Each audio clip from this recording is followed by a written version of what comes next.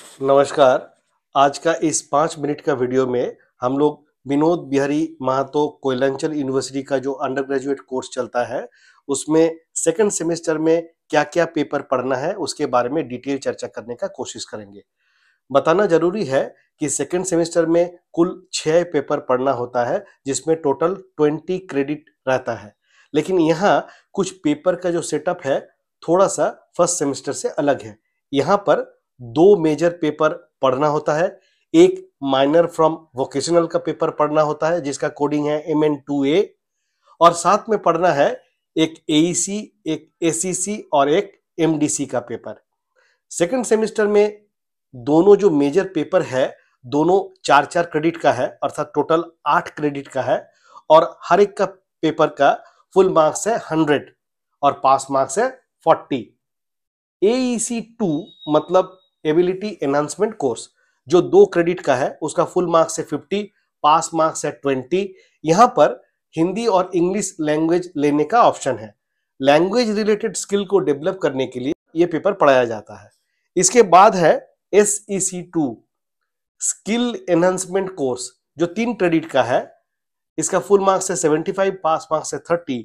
यहाँ पर सब्जेक्ट में जो ऑप्शन है वो है डिजिटल एजुकेशन या तो mathematical and computational thinking and analysis.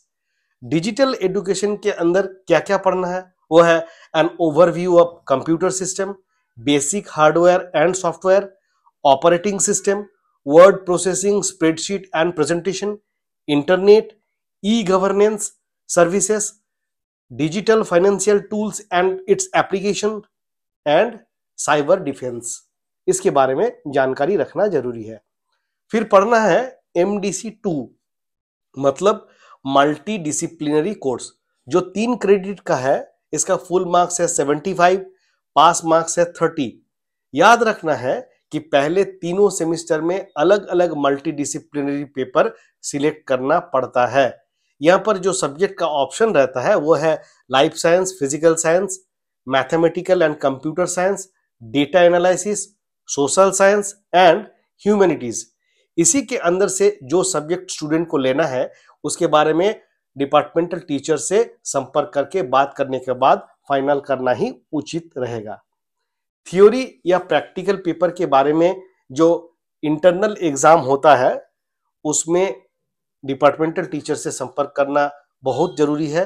उसमें कहीं 25 नंबर, कहीं 15 नंबर या 10 नंबर का इंटरनल एग्जाम होता है। साथ साथ टीचर स्टूडेंट का क्लास परफॉर्मेंस भी अलग से देखते हैं। नियम के अनुसार 5 नंबर का जो अटेंडेंस के लिए दिया गया है, 5 नंबर जो दिया गया है उसमें कौन स्टूडेंट को 2 मिलेगा, किसको 1 मिलेगा, किसको 3 मिलेगा, या तो फुल मार्क्स 5 कैसे मिलेगा, इसके बारे में हम लोग एक चार्ट के जरिए दिखाने का कोशिश कर रहे हैं कि एक स्टूडेंट को कितना क्लास करने से फुल मार्क्स 5 मिल सकता है या बाकी नंबर भी कैसे मिलता है। अभी हम लोग क्वेश्चन के जो फॉर्मेट है उसके बारे में डिस्कशन करने का कोशिश करेंगे ताकि इस संबंध में भी एक कंफ्यूजन जो स्टूडेंट के मन में है उसमें क्लैरिटी आ जाए। थ्योरी एग्जामिनेशन में हर एक क्वेश्चन फॉर्मेट का 2 ग्रुप होता है, ग्रुप A और ग्रुप B। ग्रुप A होता है कंपलसरी पेपर जो अटेंड करना ही पड़ेगा, और ग्रुप B में ऑप्शन रहता है। अगर 75 मार्क्स का थ्योरी एग्जाम है तो उसमें से 15 मार्क्स का रहेगा ग्रुप A में, और ग्रुप B में रहता है 60 मार्क्स। ग्रुप A में शॉर्ट आंसर टाइप क्वेश्चन रहता है और ग्रुप B में लॉन्ग आंसर टाइप क्वेश्चन रहता है। लॉन्ग आंसर टाइप क्वेश्चन में 15 मार्क्स का 4 क्वेश्चन का जवाब देना पड़ता है।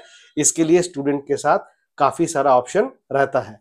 अगर 60 मार्क्स का थ्योरी एग्जाम है तो उसमें से 15 मार्क्स रहेगा ग्रुप A में अर्थात शॉर्ट आंसर टाइप क्वेश्चन के लिए, और ग्रुप B में रहेगा 45 मार्क्स।